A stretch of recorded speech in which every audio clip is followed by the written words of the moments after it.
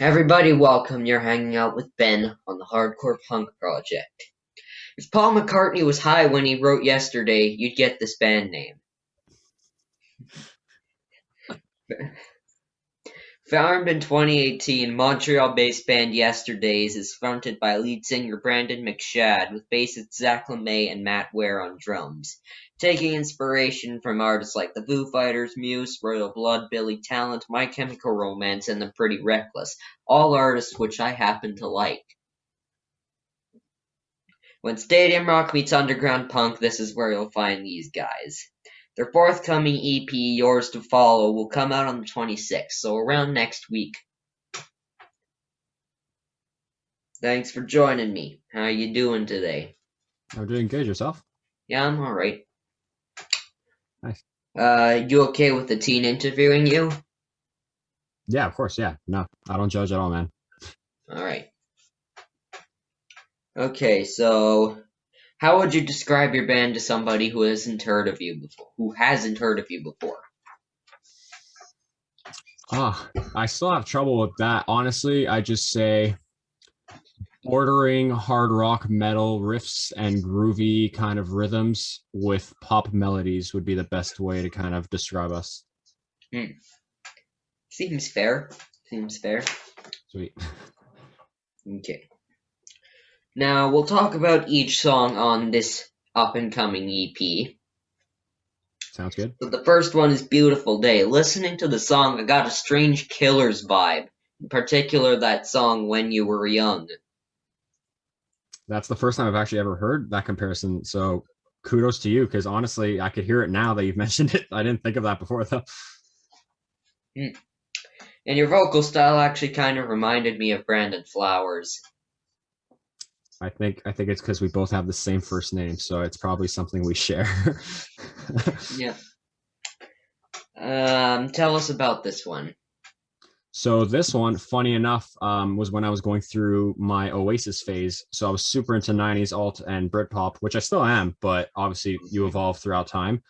So I was kind of going for something like that, a kind of feel good anthemic thing that's not overcomplicated melody wise or even song structure. It's very straightforward, verse, chorus, simple, straightforward thing. So I was just going for that feel good kind of, anthem that anyone could kind of join in at the chorus and, feel a sense of unity and a sense of, whatever's going on, we're all happy. We're all happy to be alive, happy to be together. And, it was just kind of something like that. It was meant to be a feel good song for the masses, which we have yet to meet. All right. Well, you might be getting close because you seem to be hitting it big on Spotify and etc. Yeah, it's crazy. Honestly, we didn't expect people to jump on this early. We kind of thought we would have a few years of struggling before, but everyone seems to really be enjoying our stuff. So, I mean, we're super humbled and grateful. So, You got some local airplay too. Here, where I live at least, 98.3 has voted you as one of their Subway Fresh tracks. Yeah, I saw that. That was super sick. I remember basically telling all our fans to go check it out just because it was already crazy that, anyone in Canada would be playing us, let alone in BC. We didn't think we'd reach it that far. So, yeah, no, I remember seeing that and it was pretty crazy. We were all kind of ecstatic about it just because, to reach BC from Quebec is pretty far. Yep. Okay. Your favorite game show? I mean, I don't really have time to watch much game shows anymore. At the time, I'd say Family Feud or Jeopardy, just because Alex Trebek. But yeah, man.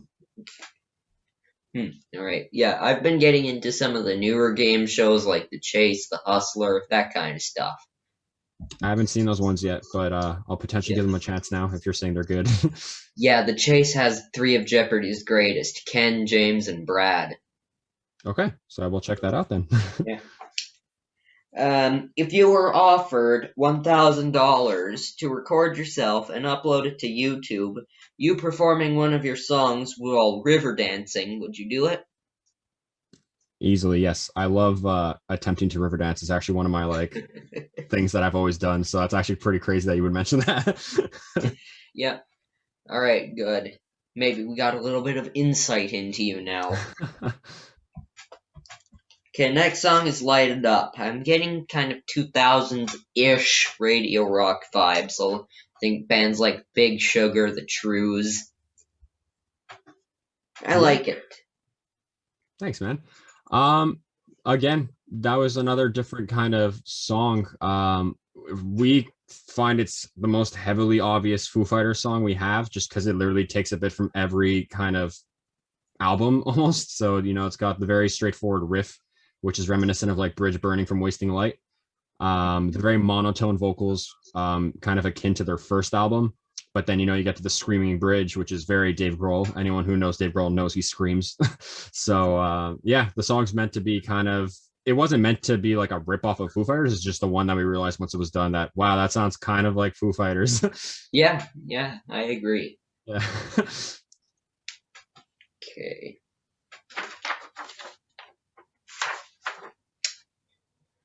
10 minutes alone in a room with one of your biggest musical influences. Who would it be and what would you talk about? Okay, so I'm gonna think of who's alive still because a lot of people that I like have unfortunately passed away. So I'd say probably like it's pretty obvious. I'd say either Dave Grohl or Mike Kerr from Royal Blood, just because both those men have really influenced how I write and who I've become as a musician. But probably Dave Grohl, since he is as bad of a pun it is my biggest hero. So yeah, probably Dave Grohl, and I'd just thank him just because he got me through some really tough times in high school. Helped me really kind of find myself because I was just a drummer similar to him, but I started playing guitar and writing because of Foo Fighters. So I was like, well, I'll give it a go. And then, fast forward almost 10 years later, and now, Yester Daze is around, and it's basically everything I've ever wanted to do. So I'm incredibly grateful. So I'd thank him for giving me that nudge to Yeah. keep doing my thing. Yeah, the CIFM, speaking of them again, they recently did a draw for a contest where the winner would get to spend a Zoom call with the whole band of the Foo Fighters. Damn. So that's Dave Grohl, Pat Smear, Taylor Hawkins, Chris Shiflett, Rami Jaffe, the whole lot. Damn. Wow. I would have gone into that contest if I knew it was a thing. I should have told you earlier. Yeah, man. Now, the same artist, if they were to cover one of your songs, which one would you want it to be and why? Just because I know Dave's range, I would say Light It Up. Just because they would be able to do it easily. They could do it easily, and it just sound great. And I know it would sound monstrous live. Backseat Bingo, I would love for them to cover, but it's really like even I struggle to sing it live sometimes. There's been times where I've cracked hitting the high note in the chorus. So just for Dave's sake, I'll say Light It Up. All right. Now if that song became a one-hit wonder, like Light It Up, and you made the big bucks, how would you feel? I mean, any kind of success is great. Like we're not trying to be like the next big band. We're just doing what we love, and if people love what we're doing, that's a plus. Obviously, it's always welcome, but we're not kind of trying to find the next radio hit or the next big like we're not trying to. Some people have been calling us and be like, "Oh, are you ever gonna do like this, or are you worried it'll be a one-hit wonder?" It's like that's great because bands that are one-hit wonders, we still talk about them today. So that's I'd be happy either way. Obviously I think about that from time to time because I'm like, well, what if this is the one hit wonder, and then after that we kind of just fizzle. But I have faith in us. I think we'll be able to do a bit more. All right.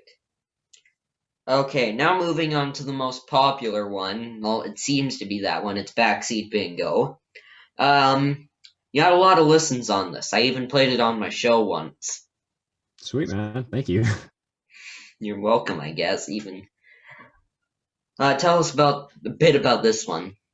So this one, kind of like we mentioned in our YouTube video, was really, it came out of nowhere. I was on my way home from work, and on the bus halfway, I just hummed the guitar part as a joke. I was just kind of like singing it around, and I was like, that has something to it. So I got off the bus, was running home, and singing the voice memo of that riff and kind of like the general idea for the song. It was winter, so it was freezing. So I'm running in the snow trying to record a voice memo, and then I came in and wrote the song in about 10 to 15 minutes. And then I brought it to the guys, and I was like, "All right, it's an idea. You hate it, we don't have to keep doing it. but everyone kind of liked it just because it was very straightforward and it had that nice groove we were looking for to switch things up a bit. And then lyrically, it was just it just came naturally. So I kind of just in 5 to 10 minutes, I was just throwing stuff out, and it all lined up perfectly. It was one of the only songs I didn't have to overthink the lyrics. Interesting. Yeah, I use voice memos myself to come up with challenges for the bands. Okay. We'll get to your challenge at the end. Oof. All right, man. I'm a little stressed now.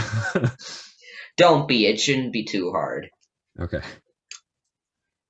So, you're at NASA in the control room, and you see a red flashing button. Nobody is looking. The number above the button is 666, as Iron Maiden would say.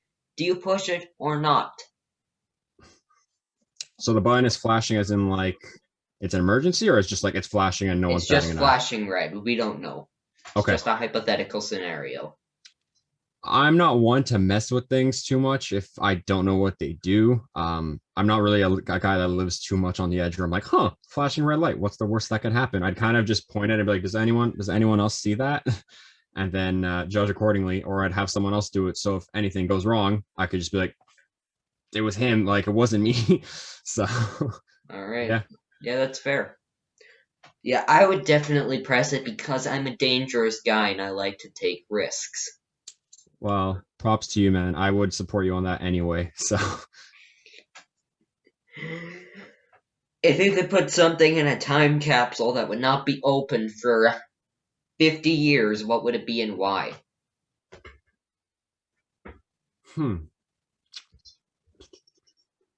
I go through like these journals that I kind of write in. So I'll either write, kind of thoughts or like motivational words kind of thing that I'll just repeat, kind of almost like mantras I'll repeat to myself to help me kind of, keep doing what I do. And it has some of my first lyrics and stuff from when I was just like starting off as a solo artist. I probably, since that book's basically almost full, I would throw that into the time capsule just because no one really know what it is. It literally says my name nowhere. But then you'd open up and find the lyrics and all these like kind of memorabilia from concerts, like set lists from bands I like. My first lyric sheets when I was in like the studio way back when. So a bunch of stuff like that. I probably do that just because it's super sentimental to me, and no one would really know it's mine until they really start digging in. So Yeah. probably that. Yeah. Sounds like a plan to me. Okay. So the next song is Other Side. This song kind of reminded me of a little-known band from the UK called The Enemy, in particular their song Aggro from Guitar Hero World Tour. The intro kind of follows the structure of it starts with the guitar, then the drums kick in, and then the bass follows, and then the song just explodes from there. Yeah, they blew up because of that song, and I'm wishing the same for you. Thank you. Yeah, that's another one of those songs where I kind of, it started again as an accident, but this one was during a practice, almost in vain of like the whole Sweet Child of Mine story where Slash was warming up and Axl liked the riff and is like, play that again. The main riff is played on a bass, so Zach was just riffing as a joke, and I was like, no, keep doing that. And then it just gradually built, and then we're like, okay, then we're gonna stop and come in all together and just blast it. So yeah, basically the same thing. We just reversed the guitar intro with bass instead. I've actually heard that story about Slash before. I think that's the reason why he hates the song now. Yeah, exactly. Because he really didn't he was just warming up his hands. He wasn't really there like, oh, dude, I got this really sick riff. It was just kind of Axl's like, no, we're going to do it. And that's it. And then he was like, oh, fine. Yeah. I heard a similar story, but the one that I read states that Slash was sitting around making funny faces and acting like an idiot and played that riff. It wouldn't shock me at all that he's a very like everyone seems to think he's super serious of a guy, but if you actually see him, he's super like chill and easygoing. So that wouldn't shock me at all that he was just messing around, and then that came up, and then Axl was like, so. Yeah, I just can't imagine Slash making funny faces and playing riffs. It just doesn't line up for me. No, and plus with that mane, you wouldn't see any of his face anyway. It would just be covered in hair, so like it would just be his mouth kind of moving anyway. Yeah. How much time do you spend on your hair? Hair care tips for the listeners. So having curly hair, unfortunately, means I have to kind of shower every day. I don't wash it every day. I just rinse it so it kind of resets itself because when I sleep, it's destroyed in the morning. So thankfully now that it's way shorter than when I first I had long hair for like years. So now that it's shorter, it doesn't take as much work. It's really just a quick comb and then like a little shake and I let it air dry after that. Back then I used to have to like shake my head every like 10, 15 minutes to like kind of add more volume to it. And yeah, I had to like let it just dry from being soaked to dry so the curls would be very curly and not just a ball of fuzz because that's how my hair was if you brushed it. So yeah, I used to really kind of look like Slash. Everyone used to always call me out on it. So for a while my nickname around the area was Slash, even though I suck at guitar compared to him. So yeah, Man, you're funny, like me. I appreciate that. I like funny people are the best, dude. Yeah. The move to clean energy. What are your thoughts? I'm all for it. 100%. All Yeah. for it. Yeah. Yeah, and speaking of hair, my parents want me to cut off this glorious mop, but I don't want to. But I want to keep it because I think I look like a beetle. I like it. I was gonna say honestly, what's cool is your hair is at like the right point where you're still the beetle, and then if you start growing it out a bit, you're gonna get this nice flow to it, and just get everyone's attention. Exactly. You see, you're already getting it. So I'd say keep going because again, I had long hair for 7 years, so I'm kind of biased, but I'd say keep going. Yeah, I even have one. I even have a beetle space over here. Oh no Like, way! Like the viola kind of style bass. Yes, nice, nice. I'm all for it. I'm all for it, man. yeah, it's actually pretty good. Yeah, I played one before, luckily, and it sounded great. Okay. So I'm gonna go on a bit of a rant here about all ages shows. So it's kind of tough being a kid and a teen and wanting to go to concerts in Canada because there's just not enough all ages shows whatsoever. Yeah. I think we should go back to the 90s when bands played in community centers, small arenas, and schools. I'm all for And it. people can enjoy local bands too. What do you think? I'm all for it 100%. I remember when I was a drummer, we used to do some shows in community centers, and I loved it just because, a show's a show at the end of the day. And any way you can get attention, you never really know who's watching, and you never really know who you might inspire to kind of pick up a pair of sticks or pick up guitar. So I'm all for it. And like even playing at schools, like we always joke about because we all went to the same high school. So we always joke about in like a couple of years going back to the school and like doing kind of like a whole little thing, like, those assemblies that everyone loved leaving class and having time to not have to do classwork. So we'd love to do that kind of thing in the future. Just kind of talk to everyone and be like, hey, didn't think this was going to work, but here we are now talking to you guys. So yeah, we're all for that. And even here it sucks because we do have some family that would love to come to our shows that are like just under 18, so they can't really come to our shows here. Yeah. So like 100%, like we really wish we had the power to be like, no, this event's gonna be all ages. But we're at the point right now where no one really cares for our opinion. They're very much like, well, no, it's a bar. No one comes in under 18. And we're like, okay. So yeah, I'm all Okay. for it. Yeah, I actually got led into the Blue Grotto and I played with the another Canadian band called Broken Love. You may or may not have heard of them. I actually listened to them. Yeah, I played with them during their sound check in the Blue Grotto. Well, you're just a lucky man, aren't you? I had permission from the owner to get in, so Sweet, man. viewers, you can find that video on my YouTube channel. It's the first thing you see when you show up. I will actually check it out after this. I swear to God. It's only about like 60 seconds long. It's me playing Brain Stew by Green Day. Sick. Nice. Nice. Okay. Okay, so now we've reached that point at the end of the show where I challenge the band. Okay. So don't stress, Brandon, because this challenge should be easy. I'm ready. So, will you accept a challenge from me? Yes. Yeah. Yeah. I'll do it. Alright. It's goofy, so be prepared for that. That's easy enough for me, actually. It's probably gonna make your brain go hee-hoo. All right. I'm down. The challenge is a cover of Yakety Sax by Chet Atkins and Boots Randolph. You know, the song that you kind of hear in silly moments. Okay. like on videos uploaded to YouTube. Yeah. Your style. Ooh. Okay. Whole band or just me? Um, whole band. Oof. Okay, that's gonna be even harder now. All right. What's the deadline? When do I have to have this done? You just don't back out when you promise to do it, and we'll be fine. Okay. Fine. All right, man. Hmm. I'll do it. It might take some time because we really like to perfect everything we do, even if it's a little joke challenge like this. We'll try to make it actually sound cool. So Yep. I'm down. Okay. Again, viewers, now we're actually out of time, so I'd like to thank Brandon from Yester Daze for subscribing to me. I mean, not subscribe. Uh, For taking the time to chat with me. Stay safe and be well. And viewers, if you're watching this, you can click on that subscribe button right up there, and you can watch another one of my interviews right over there. Alright, now stay safe and be well, and bye. Bye, man.